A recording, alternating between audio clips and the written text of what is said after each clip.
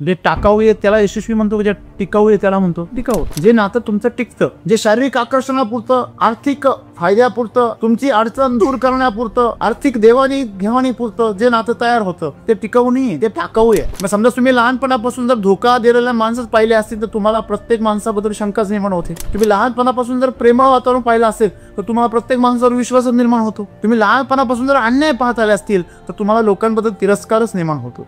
तुम्ही लहानपणापासून जर शोषण पाहत आले असतील तर तुम्हाला माणसं सुद्धा शोषणाचीच वस्तू वाटतात. म्हणजे लहानपणापासून तुम्ही कोणत्या वातावरणामध्ये आलात त्याप्रमाणे तुमची विचारसरणी बनते आणि त्याप्रमाणे तुमचा दृष्टिकोन बनतो. सत्याशी काडी मात्र संबंध नसतो. जे कालही होतं, जे आजही आहे, ते उद्याही राहणार आहे, त्याला सत्य असं. तुमचं शरीर काल जसं होतं तसं आज आहे का? काल ते तर असं होतं, अनुभव कोणाच तरी मांडीवर खांद्यावर खेळत होतं, दुर्बल होतं, अशक्त होतं, त्याला स्वतःचं रक्षण सुद्धा करता येत नव्हतं, त्याला स्वतःला खाता येत नव्हतं, काही आई खाऊ घालायची. आता ते स्वतःच्या पायावर चालायला लागलं, स्वतःच्या पायावर पळायला लागलं, स्वतःसाठी स्वतः कमवायला लागलं. परत ते म्हातार होणार आहे, नवे नवे ते मरणार पण आहे. म्हणजे ते काल नव्हतं, आज आहे असं वाटतंय आणि ते उद्या नसणार आहे, म्हणजे ते खोटं आहे. आणि म्हणून जे त्रिकाला बाधित आहे, त्रिकाल जे अबाधित आहे, भूत, वर्तमान आणि भविष्य, या तिन्ही काळामध्ये ज्याचं अस्तित्व आहे ते सत्य. तुम्ही बघा कुठल्याही मोतीला तुम्हाला तिथे तरुण कुणी बघायला भेटणार नाही. एक तर प्रौढ बघायला मिळते, नाही तर म्हातारे बघायला मिळते. आणि ती म्हातारे पण काय येतात, आपल्या मोतीला कोणते आलं पाहिजे, यांना दिसतं पुढे आपलं पण आले लग्नाला यावं आपल्या, तसं लोकांना वाटतं माझ्या मोतीला यावं. लोकांनी किती मूर्ख पण आहे. अरे ज्याच्यासाठी यायचं होतं तो सोडून जाणार आहे, मग काय उपयोग आहे? याच्यासाठी येणार आहे का? हे जाळण्यासाठी. वासना ही अग्नीमध्ये इंधन टाकण्यासारखी आहे, अपेक्षा ही वासनेचं मूळ आहे. लक्षात. तुम्हाला आतापर्यंत हवा भेटली श्वास घेण्यासाठी, पाणी भेटलं पिण्यासाठी, अन्न भेटलं, बरोबर ना? तुम्ही आता काल परवा 4-5 वर्षापूर्वी कमायला लागले. त्याच्यापूर्वी कोण देत होतं? नाही, माझ्या आईवडिलांनी कष्ट करून दिलं. ओके, त्यांना कोणी जगवलं? त्यांच्या आईवडिलांनी. हे त्यांच्या आईवडिलांनी. पिढ्यानपिढ्या ही माती, ही पृथ्वी, हा पाऊस, हा वारा, हा सूर्य, या सगळ्यांना जगवत आलेला आहे अगदी अनादी कालापासून. आणि ते श्रेय कोणाकडे येतो? आम्ही आमच्या पायी पायी चालणाऱ्याला सायकलची अपेक्षा आहे, सायकल वाल्याला मोटरसायकलची अपेक्षा आहे, मोटरसायकल वाल्याला कारची अपेक्षा आहे, कार वाल्याला बेकारची अपेक्षा आहे. बे म्हणजे दोन, एक आलिशान, एक आपली लोक. ज्याचं का बेकार आहे त्याला हेलिकॉप्टरची अपेक्षा आहे, हेलिकॉप्टर त्याला विमानाची अपेक्षा आहे. विमान व्हायला असं वाटतं रॉकेटमध्ये बसून अंतराळात जावं. जो अंतराळात गेला त्याला असं वाटतं दुसऱ्या ग्रहावर जावं. अपेक्षांचा जाळा जेव्हा तुमचं सघन होतं तेव्हा तुमच्यामध्ये काय तयार होते? लोभ तयार होतो, मोह तयार होतो, लबाडी तयार होते, विश्वासघात तयार होतो. जर सेवा करून जर भरपूर न्याय मिळणार असेल तर का नेण्याच्या पाठीमागे लागायचं? तर सोन्याचा व्यापार करून जर तो तुम्हाला समृद्ध आणि संपन्न आणि श्रीमंत करणार असेल तर बेंटेक्सचा व्यापार का करायचा? म्हणजे ज्याला तुम्ही भेटर ना त्याला असं वाटतं नाही सर फक्त आपल्याबरोबरच एवढे क्लोज रिलेशन मध्ये, त्यांचं आपल्याबरोबर एवढं चांगलं नातं आहे. पण तसं नाहीये, सर्वांबरोबर सारखं नातं आहे. ते तुमच्यावर अवलंबून आहे, तुम्ही तुमच्या पात्रामध्ये किती भरून घेत. सबके लिए खुला आहे मंदिर हमारा. जेव्हा तुमच्या अपेक्षा संपतात ना तेव्हा तुमचं जीवन असं निर्भेळ बनतं. तुमचं नातं निर्दोष जर असेल, निर्दोष म्हणजे काय? ज्याच्यात अपेक्षा नाहीये ते निर्दोष, म्हणजे ज्याच्यात अपेक्षा आहे ते दोष. समोरच्या पण ते कसंही असू द्या, त्याच्या किती पण अपेक्षा असू द्या, तुम्ही त्याच्याकडून नका. रस्त्याचे नियम पाळा आणि अपघात टाळा. मग एखादा नियम उडणार तर आपण तेवढं होतो. मी नियमात आहे, समोरच्याचं जीवन जपणं हा नियम आहे. कोणत्या बाजूने चालावा हा नियम नाहीये. तो नियम सुद्धा ह्याच्यासाठी आहे का समोरच्याचं जीवन काय झालं पाहिजे? सुरक्षित झालं पाहिजे, तुमचं पण सुरक्षित झालं पाहिजे. सद्गुरूंना असं सांगायचं की आज तुमच्या जीवनामध्ये जर यशस्वी नातं नाहीये त्याचं कारण काय आहे? अपेक्षा नावाचा दोष त्याला लागले नाही. आम्ही कुठल्या तरी रंगाने रंगतो. पैशाचा रंग असेल, प्रसिद्धीचा असेल, पदाचा असेल, सत्तेचा असेल, काहीतरी कीर्तीचा असेल, काहीतरी रंग असतो आपल्याकडे. त्या रंगाने रंगतो आपण, कधीतरी रंगून जातो अपघाताने, कधी कधी स्वतःहून रंगतो, कधी तो रंग उतरतो आणि आपलं बिंग फुटतं, आपलं पितळ बाहेर येतं. त्याला तुम्ही किती सोन्याचं पाणी दिलं कधी त्याचं आतलं पितळ उघडं पडणार आहे. मित्रांनो, नाती अशाच प्रकारे आहे, सगळी वरून मुलामध्ये दिलेली. समोरच्याने आदर करावा, समोरच्याने प्रेम द्यावं, समोरच्याने काळजी करावी, समोरच्याने आपल्या अपेक्षा पूर्ण कराव्या, म्हणून जी नाती आहे ती सगळी खोटी आहे. जो पण तुम्ही शरीराच्या स्तरावर आहे तो पण अपेक्षाच राहणार आहे, जो पण तुम्ही मनाच्या स्तरावर आहे अपेक्षा राहणारच आहे. शरीराच्या स्तरावर वासना राहते, मनाच्या स्तरावरती कामना राहते आणि भावनेच्या स्तरावर भावना राहते. ऊर्जे स्तरावर फक्त आनंद राहतो आणि द्यायची वृत्ती असते. तुम्हाला वाटतं ना पैशामध्ये ताकद आहे, कमवा भरपूर, एवढा कमवा की तुम्हाला त्याची निरर्थकता समज लक्षात आली पाहिजे. पैसा पुरुषार्थाने कमवला पाहिजे. लबाडीने जर कमवला तर तुम्हाला तो पैसा कधीच तृप्ती देऊ शकत नाही. कुठलीही गोष्ट तुम्ही कष्टाने कमवा, चरित्र कष्टाने कमवा, पैसा कष्टाने कमवा, ज्ञान कष्ट करून, मेहनत करून, साधना करून, अभ्यास करून अर्जित करा. आईचं ज्ञान काहीच उपयोगाचं नाहीये. कॉपी पेस्ट करणाऱ्यांचा आजपर्यंत कुठे सत्कार झालेला मी पाहिलेलं. जेव्हा माझी मुलगी लहान होती तेव्हा ती 4 वर्षाची मुलगी 14-15 वर्षाची कधी तरी मला आठवतच नाहीये मधल्या काळामध्ये. माझा मुलगा बी मला नाही आठवत मधल्या काळामध्ये तो कसा मोठा झाला. कारण त्या काळामध्ये मी माझं जीवन पूर्णपणे शेतकऱ्यांसाठी समर्पित केलं होतं. मला दिवस दिसत नव्हता, रात्र दिसत नव्हती. मी कधी जरी असलो होतो ते शेतकऱ्यांच्या बांधावरच असायचं. पण त्याचा फायदा असा का त्यावेळेस मी त्यांचे वाढदिवसाला गेलो नसेल, त्यावेळेस मी त्यांचे काही कौतुक करू शकलो नसेल, पण आज ते मुलं कमीत कमी माझ्या बरोबरचे जेवढे माझे सहकारी आहेत त्या सगळ्यांपेक्षा अतिशय उन्नत आणि अतिशय स्वतंत्र जीवन जगतात आनंदाने. हे त्याचं फळ आहे. म्हणजे मी माझी जबाबदारी पार पडलेली आहे म्हणून ती नाती माझी कशी झालेली आहे, यशस्वी झाली. जिथं तुझी नियुक्ती झाली ना जे करण्यासाठी, ज्याच्यातून कोणाच तरी भलं होतंय. बघा, एका बाजूला माझ्या कुटुंबाचं भलं होतं, एका बाजूला साऱ्या समाजाचं भलं होतं. मी काय निवडलं पाहिजे? मी माझ्या कुटुंबाचं सुख डावावर लावलं. दुसऱ्यांनी काय करावं, दुसऱ्याचे जे काही तुमच्या बरोबरचं वागणं असेल त्याच्या अपेक्षांवर तुमचं नातं टिकलेलं असेल तर ते एक खोटं नातं आहे आणि ते अयशस्वी नातं आहे. जेव्हा जेव्हा तुम्हाला अपेक्षा आहे दुसऱ्याकडनं तेव्हा समजून घ्यायचं की या नात्यामध्ये काय आहे, खोट आहे. आपल्याला सुधारणा करण्याची गरज आहे. मग काय, याच्याकडनं काही अपेक्षा न ठेवता मी मात्र त्याला देण्याची काय ठेवेल, वृत्ती ठेवेल, ते नातं जपण्याची वृत्ती ठेवेल, मी माझी जबाबदारी ओळखून जगेल, तेव्हा मी खऱ्या एक यशस्वी नातं निर्माण करेल. यशस्वी नातं त्याग मागचं असेल.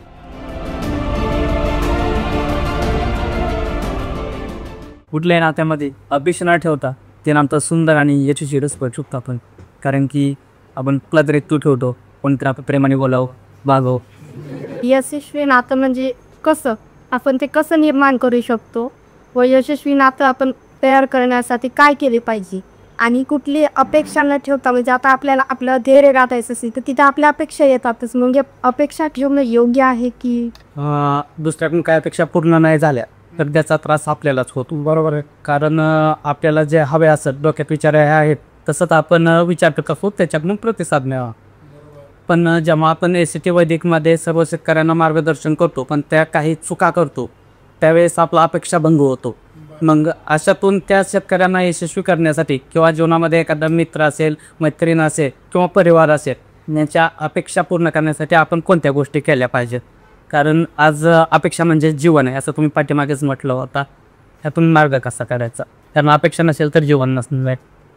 सर, जगामध्ये असं कुठलंच नातं नाही आहे की जे बिना अपेक्षांचं आहे. आपण म्हणतो आईचं मुलाचं नातं आहे, आई वडिलाचं मुलांचं नातं असतं, पण त्यात पण कुठेतरी समजा ठीक आहे जन्म दिल्यानंतर आईची कुठलीच अपेक्षा नसते, ती निस्वार्थ राहून मुलाला लहानची मोठं करते. पण कुठेतरी एक स्टेज अशी येते की म्हातारपणात त्यांना पण अपेक्षा असते की मुलांनी आपल्याला सांभाळावं. असं कुठलंच नातं नाही. आणि जे आहे ते फक्त ईश्वराचं आहे आपल्याप्रती, आपलं नाही ईश्वराप्रती, पण ईश्वराचं आहे आपल्या. तर प्रत्येक मनुष्यामध्ये ईश्वराचा अंश आहे असं म्हणतो आपण.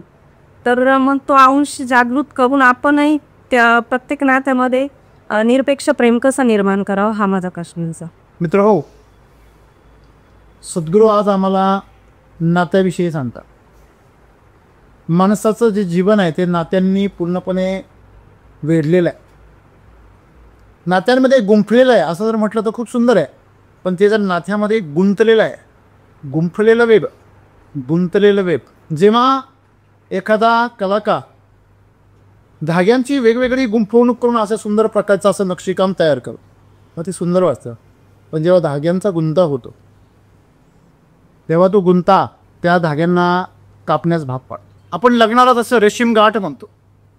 रेशीम गाठ यासाठी म्हणतो की ती बांधेपर्यंत आपल्या हातात आहे, एकदा बांधून झाली की सुटत नाही तिकडं, मग ती कापायला कापलं तर जखम होते. मला तर आश्चर्य वाटतं अशा लोकांचं ज्यांचे 2-2, 3-3 वेळा घटस्फोट झालेले. म्हणजे कापल्यानंतर बी त्यांना गाठी बांधण्याची इच्छा होते, हे विशेष आहे. मागची का कापली याचा अभ्यास अजून झालेला नाही आहे, तरी पुढची बांधायची तयारी आहे. कधी कधी तर पुढची बांधायची म्हणून मागची कापतो. मित्रांनो, ही जी गुंतागुंत आहे जीवनाची, ही आम्हाला हवी आहे असंच कुठेतरी वाटतं. कारण आमचं मन जेव्हा रिकामं होतं ना तेव्हा ते आम्हाला स्वतःला खातं, आणि जेव्हा मन आमचं आम्हाला खातं ना तेव्हा आम्हाला ते मन कुठेतरी गुंतवावं वाटतं. ते कुठेतरी गुंफलं पाहिजे, गुंतवलं नाही पाहिजे. गुंतण्याचा अर्थ काय? दुसऱ्याला बांधून ठेवणं. तुम्ही प्रेमाची व्याख्या काय केली आहे?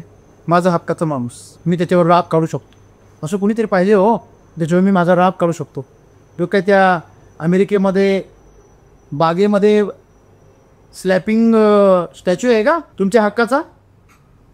अमेरिकेमध्ये बागांमध्ये स्लॅपिंग स्टॅच्यू बांधलेले असतात. म्हणजे काय, ज्याला कोणाला राग आलाय त्यांनी जायचं आणि धपाधप त्या मूर्तीच्या थोबाडामध्ये मारायचे. रबराचा असतो तो, तुम्हाला खरोखर मारल्याचं फिलिंग येतं, तुमचा राग निघून जातो. आपण कधी राग आल्यावर एखादी वस्तू तिथून जोरात खाली आपटतो, जेव्हा आपण तो राग समोरच्या व्यक्त करू शकत नाही. तो जो भावना असते आपली ते भावना आपल्याला मोकळी करायला लागते आणि त्याचा दुष्परिणाम आपल्यावरती होतो. मित्रांनो, हे नात्यांची जी गुंफण आहे किंवा नात्यांचा जो गुंता आहे हा सगळा मनाशी निगडीत आहे. सद्गुरू नात्यांबद्दल म्हणता की यशस्वी नातं कोणतं आहे? जे नैसर्गिकपणे निर्माण झालं आणि नैसर्गिकपणे खुललं. जे नातं निर्माण तुम्ही केलेलं नाही आहे किंवा तुमच्यामध्ये नष्ट होऊ शकत नाही तेच यशस्वी नाते. यशस्वी कशाला म्हणतो आपण?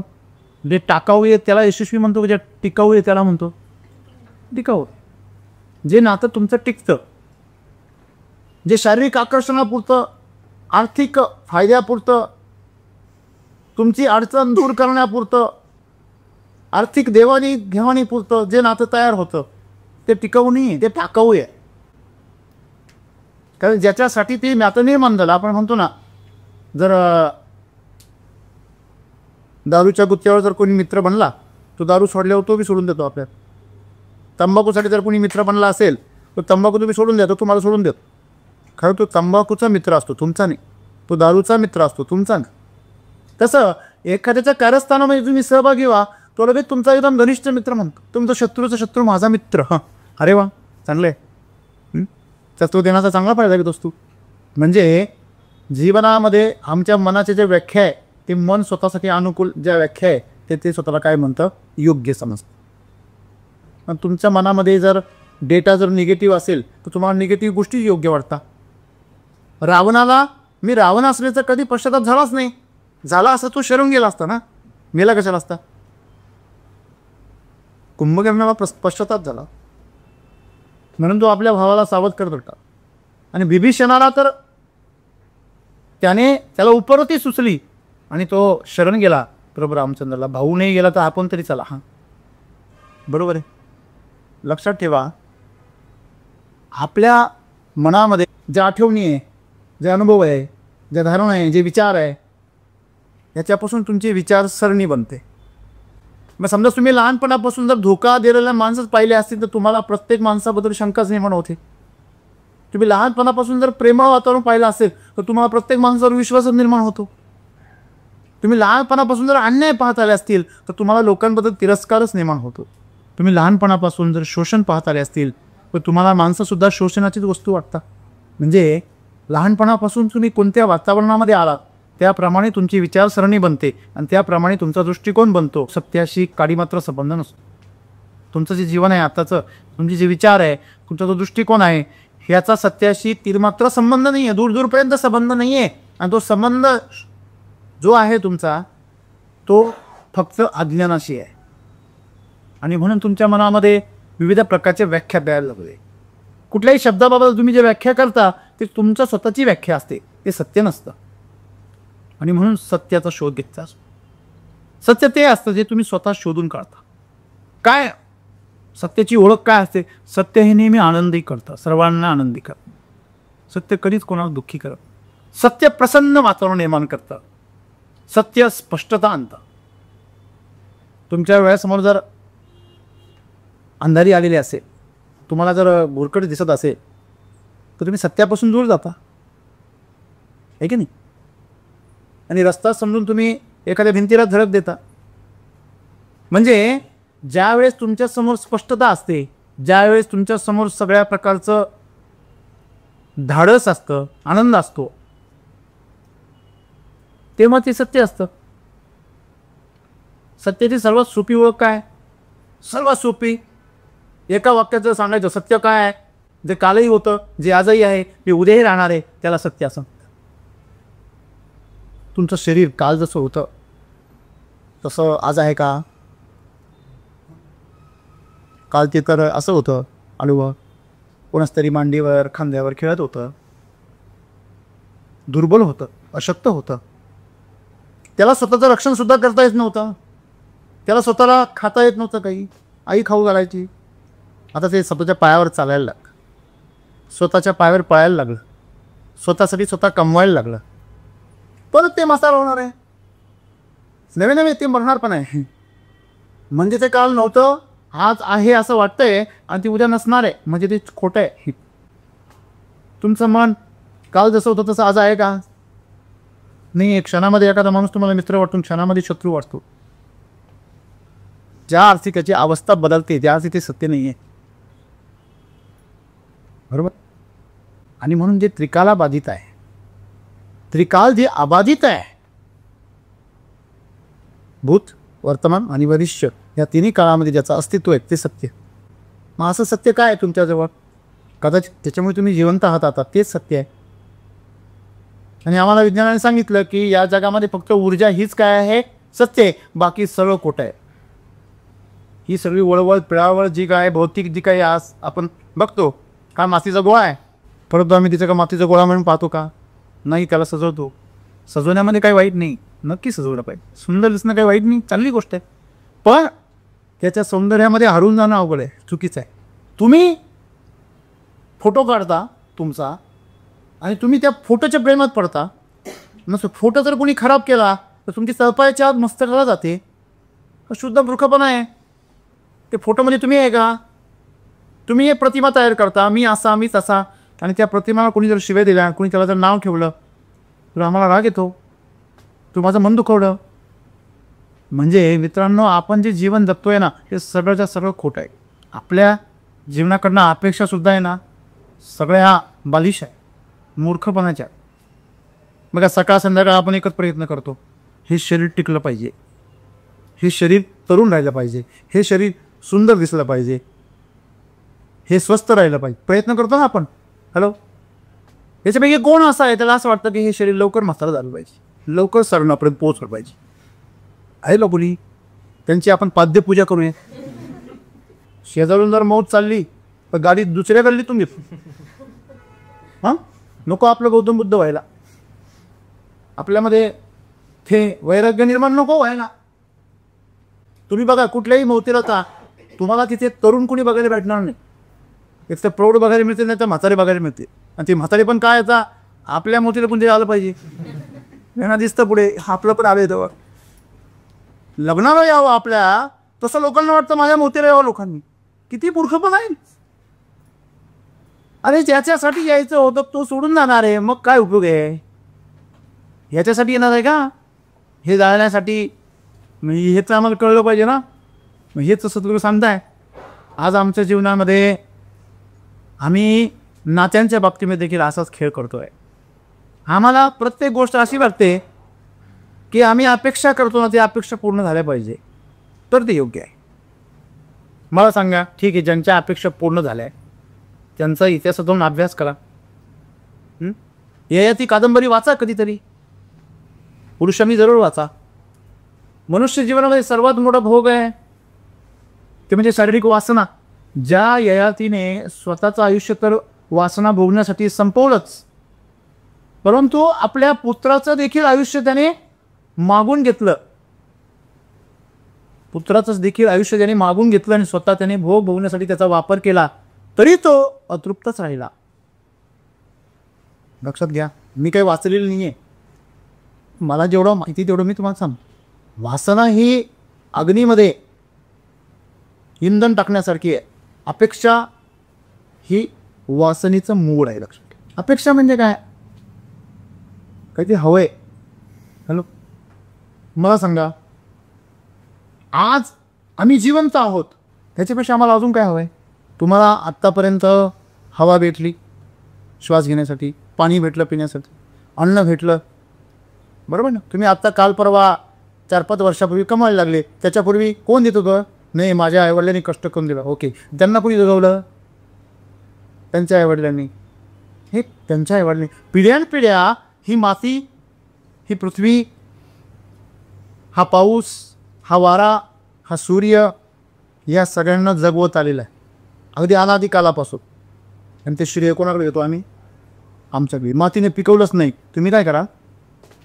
आता काही भागामध्ये शेतकऱ्यांची माती पिकतच नाही, समजा पाऊसच पडत नाही काही ठिकाणी, काय करतील ते? हॅलो, माती खातील? सामेच तात्पर्य आहे की हे पंचमहाभूत जे आहेत ना, त्यांचे आमच्यावर एवढे अनंत उपकार आहे आणि म्हणूनच आम्ही ह्या सगळ्या मनुष्य जीवनाचा आनंद घेतोय. मग आम्ही त्यांच्या प्रती काय असलं पाहिजे? आमचं नातं कसं असलं पाहिजे? आभाराचं असलं पाहिजे, बरोबर आहे? पण आज आम्ही आभाराने भरलेलो आहे का भाराने भरलेलो आहे? आज अपेक्षांचा बहार आहे आमच्यावरती. हॅलो, आम्ही कोणीतरी समजा दुसऱ्याचे वडील त्याच्या मुलासाठी जर काही करताना बघितले, खर्च करताना बघितले, किंवा त्यांनी काही गाडी घेतली, किंवा त्यांनी काही मुलाला आपल्या चांगल्या इन्स्टिट्यूटमध्ये शाळेत जर टाकलं, तर लगेच आपल्यामधला द्वेष तयार होतो, तिरस्कार तयार होतो. आपल्या बापाने काही नाही केलं आपल्यासाठी. असं होतं की नाही होतं? सगळ्यात जवळचं नातं कोणाचं आहे? आई वडिलांचं. तिथून सुरुवात आहे आपली. हॅलो, मग ते नातं सुद्धा अपेक्षेने भरलेलं आहे. मग सद्गुरू असं म्हणतात, जोपर्यंत तुमचं नातं अपेक्षेने भरलेलं आहे तोपर्यंत ते कधीच यशस्वी होऊ शकत. मग अपेक्षेने जर नातं तुमचं भरलेलं आहे आणि अपेक्षेमुळेच आपण आज कोणत्याही नात्यामध्ये बांधलेलो आहोत, तर तुमचं नातं यशस्वी कधीच होणार नाही. तुम्हाला नात्यामधून जो आनंद मिळायला पाहिजे तो नाही मिळणार.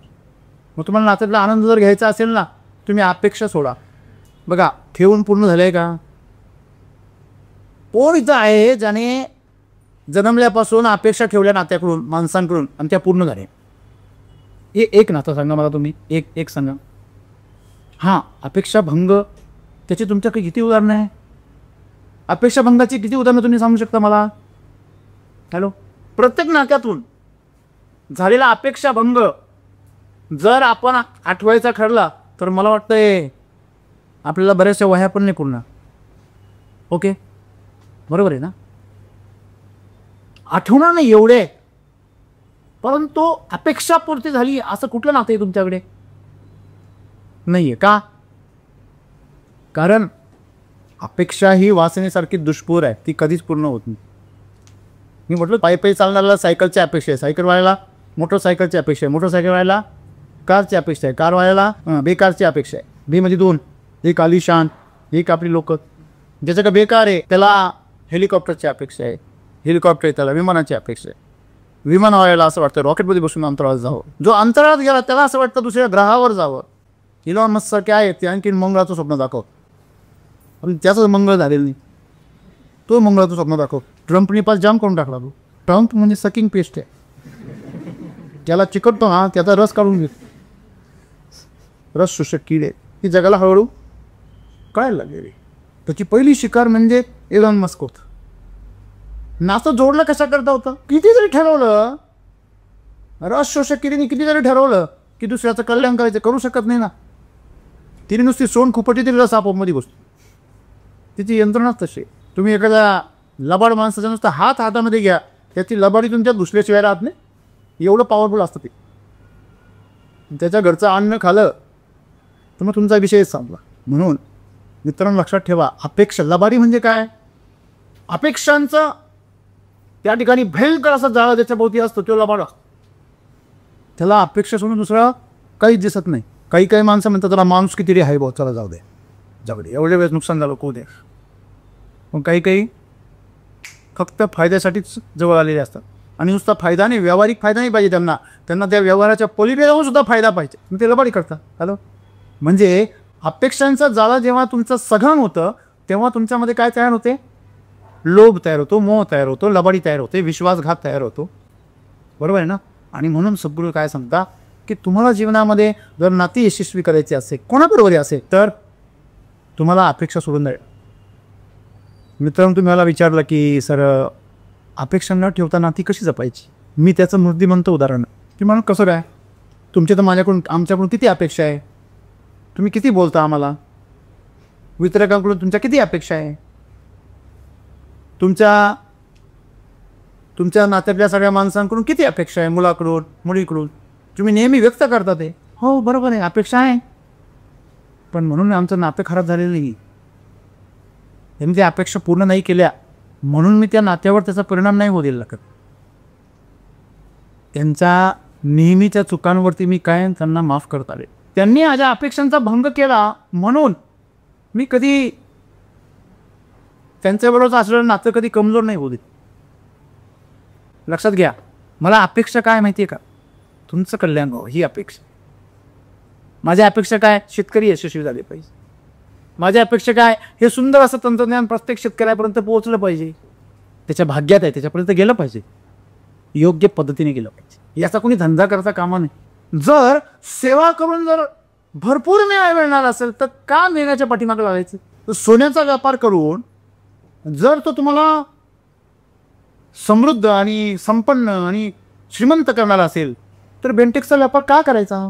गीर गाईच्या तुपाचा व्यापार करून जर मी श्रीमंत होणार असेल, मी लोकांना आरोग्य देऊन जर श्रीमंत होणार असेल, तर मी विषयाचा व्यापार का करायचा? सोपा आहे ना तू. म्हणजे माझ्या ज्या अपेक्षा आहे त्या अपेक्षा काय आहे? जगाचं कल्याण झालं. मला तर आता काहीच अपेक्षा नाही, स्वतःसाठी काही अपेक्षा नाही. 2 वेळेचं छान खायला भेटलं एवढी अपेक्षा बस. तेवढी अपेक्षा नसेल तर मी म्हणून जाईल ना. मग तुमच्या अपेक्षा पूर्ण करायला जिवंत नाही राहणार. रामकृष्ण परमहंस एक सिद्ध पुरुष होते. हॅलो, विवेकानंदांचे गुरु. बघा विवेकानंद किती प्रतिभावान होते. तर पुस्तक हातात घेतलं ना, पुस्तक, तुमचं कम्प्युटर फेल त्यांच्यापुढे. पुस्तक जर हातात घेतलं आणि नुसतं असं पलटवलं तर ते सांगायचे या पुस्तकात कुठे काय. अनेक पत्रकारांनी त्यांचे अनुभव लिहिले त्यांच्याबरोबरचे, की काय प्रतिभा होती यांच्यामध्ये, अलौकिक अशी शक्ती होती जी आपल्या मानवी शरीराच्या इंद्रियांच्या पलीकडची होती. जी भौतिकी जी यंत्रणा आहे, म्हणजे ज्याला आपण कम्प्युटर म्हणतो, त्याला त्या स्कॅनरला देखील स्कॅनिंग करता येणार नाही अशा प्रकारची. आज वैदिक गणित हे कॅल्क्युलेटरला आणि कम्प्युटरला केव्हाच मागं टाकतं. ते पोरं असे काहीतरी बोटा करतात आणि फटकन उत्तर देतात. अरे तुम्ही पाहिलं असेल ना, अबॅकस त्याला कुणीतरी म्हणतं समजा, ते वैदिक गणित आहे. वेद काळामधलं हे असं काहीतरी करतं, तिकडे कॅल्क्युलेटर बटणं दाबेपर्यंत याचं उत्तर आलेलं असतं. हे जादू नाही आहे, हे तंत्रज्ञान आहे. मित्रांनो, आपण हे समजलं पाहिजे. ही प्रतिभा जी आहे अलौकिक आहे. मग त्याचे अलौकिक ज्ञान ज्या विवेकानंदांकडे होतं, त्यांचे गुरु कसे असतील जरा विचार करा. हे गुरूंची क्षमता किती असेल. ते रामकृष्ण परमहंस कालीचे भक्त. तुम्हाला माहिती असेल कालीपूजा किती मोठ्या उत्साहामध्ये आणि सर्वात मोठा उत्सव म्हणून साजरी केली जाते पश्चिम बंगाल. जेव्हा ते तिची भक्ती करायचे ना, तुम्हाला आश्चर्य वाटेल, त्यांच्यामध्ये अहोभाव निर्माण व्हायचे. एकदा ते एखाद्या भक्तिनीसारखी देवीची पूजा करत होते, असे त्यांचे अनुभव लिहिले की त्यांना मासिक पाळीचं त्रास सुरू झाला. इथपर्यंत त्यांच्यामध्ये सैन भाव निर्माण झाले, शरीरामध्ये बदलला. ट्रान्सजेंडर एवढी शक्ती आहे ऊर्जेमध्ये. ही अलौकिक गोष्ट जी माणसाच्या कल्पनेच्या पलीकडे. मला तुम्हाला सांगायचं आहे, त्या रामकृष्ण परमहंसांना एवढेच. परमहंस म्हणजे काय विचार करा ना तुम्ही. हंसाकडे एक कला असते, राजहंसाकडे. त्याला तुम्ही जर दूध आणि पाणी एकत्र दिलं तर तो पाणी बाजूला करतो आणि दूध बाजूला करून तो मोत्याची माळ बरोबर ओळखतो. त्याची कला असते राजहंस.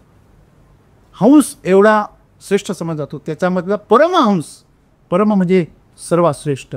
एवढ्या प्रकारची प्रतिभा असलेले आणि एवढ्या प्रकारचे सिद्ध पुरुष असलेले रामकृष्ण परमहंस हे जीवन करण्याच्या बाबतीत किती 4 वेळा किचनमध्ये जायचे आणि बायकोला विचारायचे काय केले का आज काय खाऊ घालणार आहेस. ते म्हणायचे तुमची ही सवय पाळल्यावर तुम्हाला कोण सिद्ध पुरुष म्हणणार आहे. गमतीदारपणे म्हणायचे. त्यांनी त्यांना एक दिवस उत्तर दिला. ते म्हणे ज्या दिवशी मी तुला जेवण विचारणार नाही त्या दिवसानंतर 3 दिवसांमध्ये मी हे जग सोडेन. त्याच्यानंतर काही वर्षांनी एक दिवस तो आला आणि त्या दिवशी त्यांनी पत्नीला सांगितलं. ते गेलेच नाही किचनमध्ये, काय शिजवले विचारलंच नाही. यांचं निर्वाणाचं वेळ. मित्रांनो, आपली त्यांच्याबरोबर तुलना करणं वेळे पण विषय तो नाहीच आहे. विषय काय की तुम्ही जर तुमच्या जीवनामध्ये अशा प्रकारे जर निरपेक्ष झाले तर तुमच्या जीवनाचं सर्व जे काही आनंद आहे तो तुमच्या हातामध्ये आहे. तुमच्या बाजूने नाती सांभाळायची आहे तर काहीच अडचण नाही आहे. समोरच्या जर सांभाळायची असेल तर मग अडचण आहे. कुणी निंदा कुणी वंदा, नाती जोडणे हाच आमचा धंदा असं जर असेल तर काही समस्या नाही आहे. बघा, जो तुमचा दुश्मन आहे त्याच्याबरोबरही तुमचं तेच नातं आहे ज्या मित्राबरोबर आहे. मग समस्या होते. काही लोकांना समस्या होती कधी कधी का तुमच्या सगळ्यांबरोबर असं नातं कसं काय. मग असा माणूस काही लोकांना संशयास्पद वाटतो. प्रत्येकाबरोबर कसं काय असं वागू शकतं. मी फक्त माझ्याबरोबरच असं वागलं पाहिजे, हे त्यांचे माझ्याबरोबरच क्लोज रिलेशन आहे, बाकीच्यांबरोबर कशाला असायला पाहिजे. म्हणजे ज्याला तुम्ही भेटणार ना त्याला असं वाटतं नाही सर फक्त आपल्याबरोबरच एवढे क्लोज रिलेशनमध्ये, त्यांचं आपल्याबरोबर एवढं चांगलं नातं आहे. आणि तसं नाही आहे. सर्वांबरोबर सारखं नातं आहे. ते तुमच्यावर अवलंबून आहे तुम्ही तुमच्या पात्रामध्ये किती भरून घेत. सबके लिए खुला आहे मंदिर हमारा. जेव्हा तुमच्या अपेक्षा संपतात ना तेव्हा तुमचं जीवन असं निर्भेळ बनतं.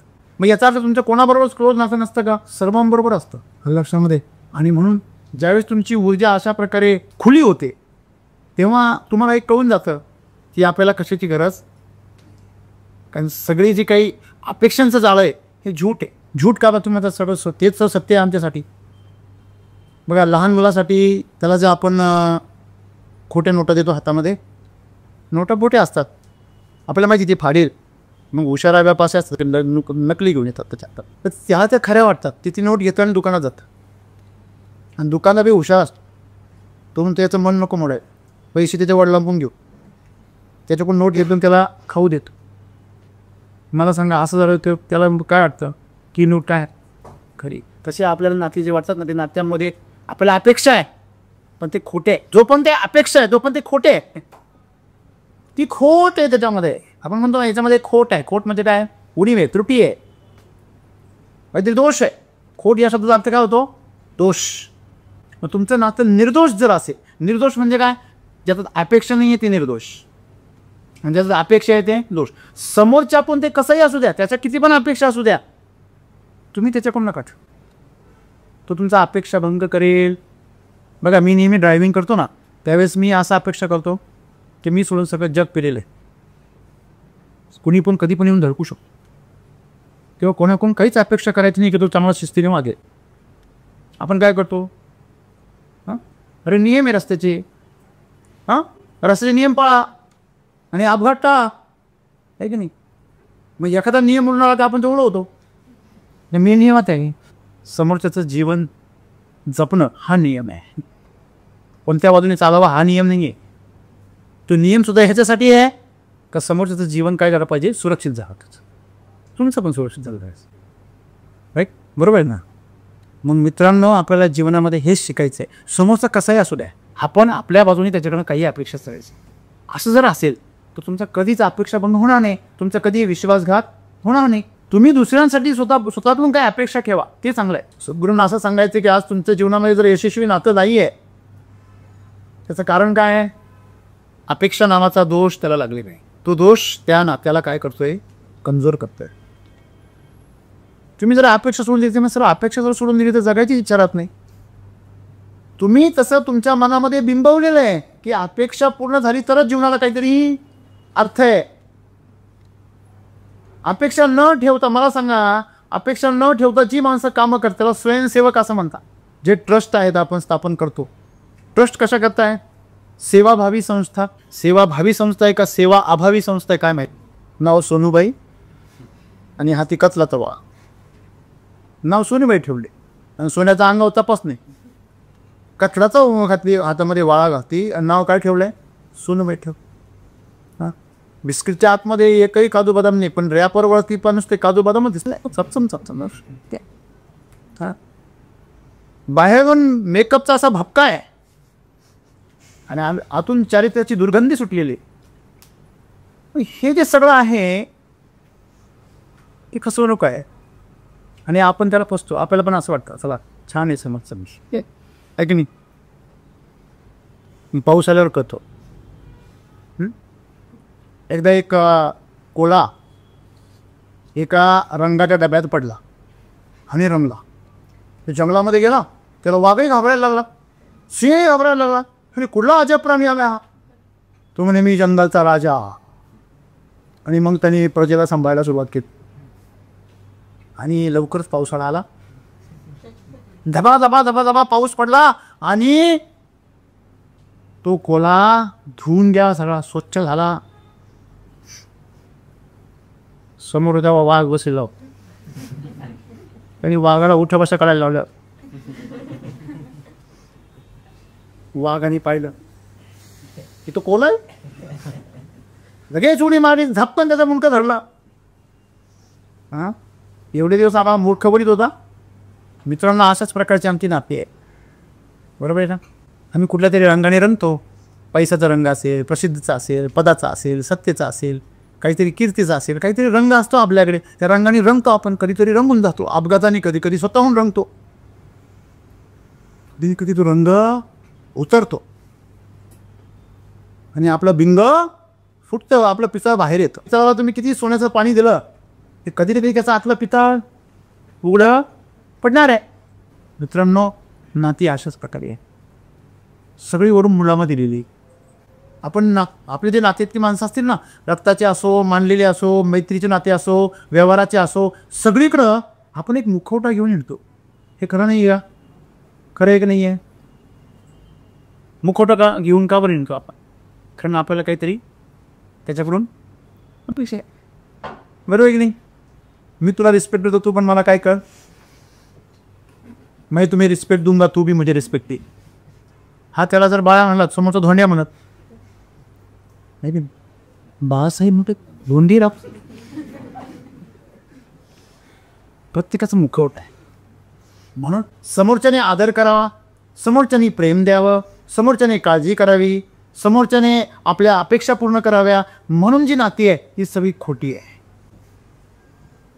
अपेक्षा करणारं मनच खोटं आहे. हां, ते शरीरच खोटं आहे. त्याचं स्वतःच अस्तित्व नाही आहे, ती अपेक्षा करते. लक्षात घ्या. मुळात तुमच्या अंतःकरणामध्ये जी ऊर्जा आहे, जी चेतना आहे, तिला काही अपेक्षा नाही. हां, मला सांगा, तुमच्या घरी मोदी आले, ते तुमच्याकडून काय अपेक्षा करतील? बरोबर. तुमच्या घरी एखादा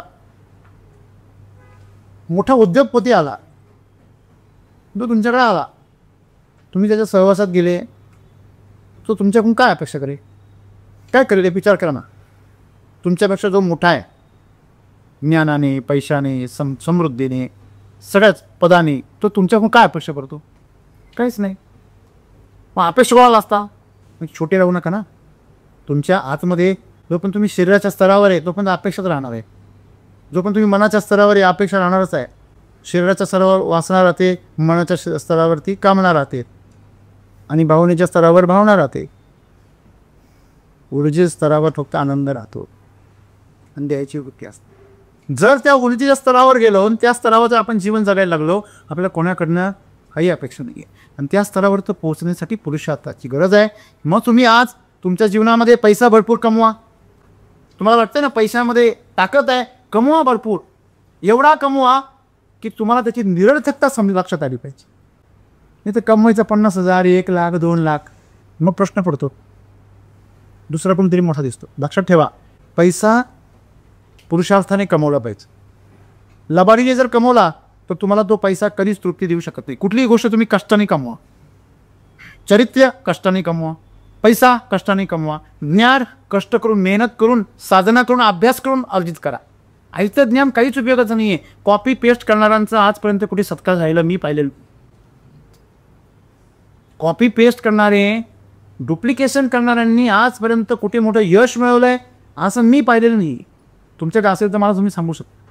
स्वतःचं कष्टाने, पुरुषार्थाने निर्माण करा. तुम्ही स्त्री असाल, पुरुष असाल, स्वतः कष्टाने तुम्ही संपत्ती उभी करा. मला वाटते ना त्याच्यामध्ये ताकद आहे. पद हासिल करा, प्रतिष्ठा हासिल करा. तिची व्यर्थता देखील समजून घ्या. त्याला डावावर लावा. आपण ते कमवतो पण डावावर लावत नाही. तुमचा पैसा डावावर लावा, तुमची प्रतिष्ठा डावावर लावा. जेव्हा संधी मिळते, प्रत्येकाला आयुष्यामध्ये असा प्रश्न पडतो की प्रतिष्ठा सांभाळायची की पैसा सांभाळायचा. प्रत्येकाला आयुष्यामध्ये संधी मिळते, प्रेम सांभाळायचं की करिअर सांभाळायचं. नाही मिळत कशी संधी. हां, घरच्यांच्या भावना सांभाळायच्या की आपलं महत्त्वाकांक्षा सांभाळायची.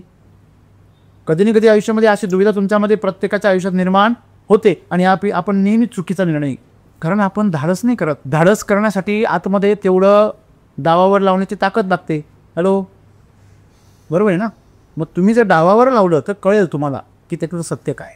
तुम्ही डावावर काहीच नाही लावलं आयुष्यामध्ये, जोखीम जर कधी स्वीकारलीच नाही, पत्करलीच नाही. आता मी तुम्हाला काय सांगतोय, समजा एखाद्या वेळेस असा प्रसंग येईल की तुम्हाला तुमच्या कर्तृत्वासाठी तुमच्या नात्याचा बळी द्यावा लागेल. एकीकडे तुमच्या भावाचं लग्न आहे आणि दुसरीकडे तुमचं कर्तव्य आहे, असा प्रसंग येईल ना तुमच्या आयुष्यात. एकीकडे तुमचं साधना आहे तुमची, आणि एकीकडे तुमचा संसार आहे. तुमचं कर्तृत्व तुम्हाला हाक मागतंय आणि दुसरीकडे तुमचं नातं आहे. या कर्तृत्वाबरोबर तुमचं नातं आणि तुमच्या फॅमिलीबरोबर तुमचं नातं पणाला लागतं. जर तुमचं हे नातं सक्सेसफुल आहे तर तुम्हाला त्याची चिंता करायची काही गरज नाही. मी माझ्या फॅमिलीच्या नात्याची कधी चिंता केलीच नाही. का नाही केली? कारण त्यांच्या बाबतीतची जबाबदारी मी कायम जिवंत ठेवली मनामध्ये. त्यांच्याकडनं अनेक वेळा विश्वासघात झाल्यासारखा त्यांना भ्रम झाला असेल. अनेक वेळा त्यांना असं वाटलं असेल की नाही, हा माणसामध्ये काही भावनाच नाही आहे, आपल्याविषयी काही जबाबदारीच नाही आहे. पण मला माहीत होतं मी किती जबाबदार आहे ते. आज सर्वजण गुण्यागोविंदाने आनंदाने जीवनाचा आनंद घेत आहे. जेव्हा माझी मुलगी लहान होती तेव्हा ती 4 वर्षाची मुलगी 14-15 वर्षाची कधी झाली मला आठवतच नाही आहे मधल्या काळामध्ये.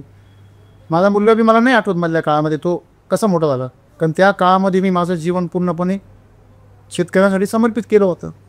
मला दिवस दिसत नव्हता, रात्र दिसत नव्हती. मी कधी जरी असलो होतो ते शेतकऱ्यांच्या बांधावरच असायचं. पण त्याचा फायदा असा का त्यावेळेस मी त्यांचे वाढदिवसाला गेलो नसेल, त्यावेळेस मी त्यांचे काही कौतुक करू शकलो नसेल, पण आज ते मुलं कमीत कमी माझ्याबरोबरचे जेवढे माझे सहकारी आहेत त्या सगळ्यांपेक्षा अतिशय उन्नत आणि अतिशय स्वतंत्र जीवन जगत आहे आनंदाने. हे त्याचं फळ आहे. म्हणजे मी माझी जबाबदारी पार पडलेली आहे म्हणून ती नाती माझी कशी झालेली आहे, यशस्वी आहे. तुम्ही त्याचं मन दुखेल या छोट्याशा भावनेसाठी तुम्ही इकडे तुमचं पुरुषार्थाला तुम्ही काय करता, डावलता. तुम्ही अनेक वेळा लोक ऐकत असतील की त्यांना आपण फार मोठ्या समारंभाला जाण्याची संधी मिळते आणि ते म्हणताना माझं पोरगं आजारी पड, तू डॉक्टर आहे. अरे ही परीक्षा आहे तुझी. तू असा भ्रम आहे की तू जन्माला घातले, जन्मातूनही घातलेलं ते जन्माला आलेलं आहे आणि त्याचा जन्म आणि मृत्यू दोन्ही पण ठरलेला आहे. जेव्हा लोक म्हणतात मला नाही मला यांची फार काळजी आहे आणि मी तिथं वेळेवर नसतो तर त्यांचं जीव नसता वाचला. एक लक्षात घ्या, या जगामध्ये ज्याला जगवायचं आहे ना तो तुम्ही किती प्रयत्न करा मरत नाही तो. आणि ज्याला मरायचं आहे ना तुम्ही किती बी तानाशाह किती तुम्ही बादशाह असू द्या तर म्हणणारच आहे. इलॉन मस्कचा मुलगा त्या समोर मेला, काहीच करू शकला नाही तो. इलॉन मस्क कोण आहे? हां, त्याच्या मुलाला नाही वाचू शकला तो आजारपणामध्ये. स्टीव्ह जॉब्स कॅन्सरपासून स्वतःला वाचू शकला नाही, याचा मृत्यू ठरलाय, तो ठरलेला आहे. फक्त प्रश्न असा आहे तर तुम्ही कोणाच्या जन्ममरणाचे मालक नका हो आणि त्याच्यामध्ये आपण त्या गुंत्यामध्ये आपण गुंतलो आहे. आपण स्वतःला काहीतरी समजतो नाही, मीच करतोय सर. तू काही करत नाही बेटा, तू फक्त निमित्त मात्र आहे. हो, तू काय केलं पाहिजे, भगवान श्रीकृष्णाने अर्जुनाला जे सांगितलं ते केलं पाहिजे. तू तुझं कर्म कर. जिथं तुझी नियुक्ती झाली ना जे करण्यासाठी ज्याच्यातून कोणाचं तरी भलं होतंय. बघा, एका बाजूला माझ्या कुटुंबाचं भलं होतं, एका बाजूला साऱ्या समाजाचं भलं होतं. मी काय निवडलं पाहिजे? मी माझ्या कुटुंबाचं सुख डावावर लावलं, माझ्या मित्रांनी नाही लावलं. ते अजूनही मी गोल गोल साडी, तीच माझी माली, तीच माझी गाडी, जिथंच ते अजून. मग तुमचं जीवन जर एवढं महान बनू शकत असेल, तुम्ही एवढं तुच्छ जीवनामध्ये का राहता? हेच कारण आहे की आपली सगळी नातीच काय फेल आहे. असे ना, आपली नाती फक्त दिखाव्याची आहे. आपण दोन्ही बाजूनी ती समाजाच्या भीतीपोटी जपलेली आहे.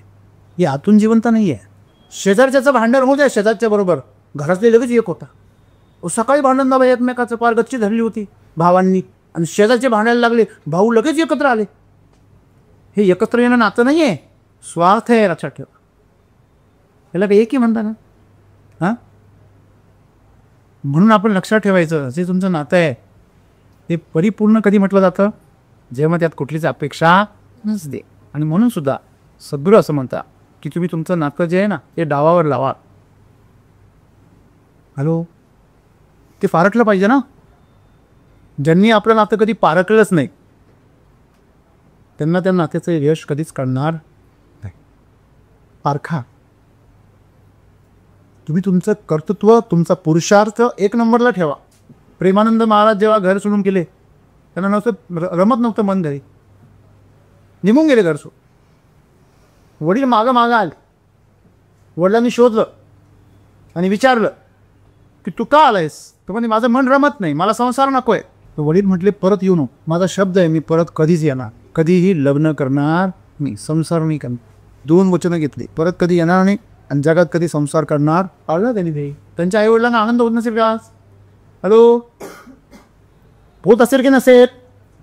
हां, स्वतःचा संसार करण्यापेक्षा जगाचा संसार जी लोक करतात ना ती लोक महान बनतात. त्यांचं नातं, आज मोदींचं नातं प्रत्येक कुटुंबाशी आहे, प्रत्येक माणसाशी आहे. ते राजकारण पक्ष बाजूला ठेवा, जगातील नेते त्यांच्या आजूबाजूला काय करता? घुटमळता.